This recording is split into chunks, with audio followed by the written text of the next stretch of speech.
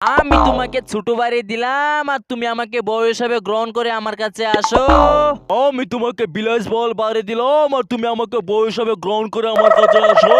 আমি আমার বাপের বাড়ি থেকে যত হিসাবে একটা স্বর্ণের চেইন আনলাম আর তুমি আমার কাছে আসো।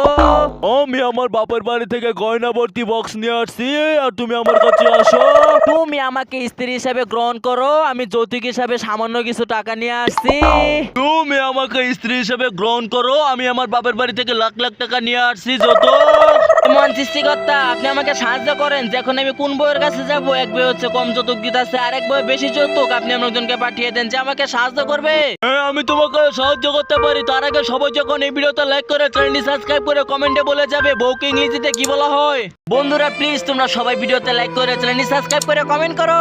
এই তো তোমার কথা শুনে সবাই ভিডিওতে লাইক করে, চ্যানেলটি সাবস্ক্রাইব করে কমেন্ট করতে শুরু করে দিয়েছে। যে তোমাকে বেশি যৌতুক দেয় তুমি তার কাছে যেও না, যে বউ তোমাকে কম যৌতুক দেয় তার কাছে যাও।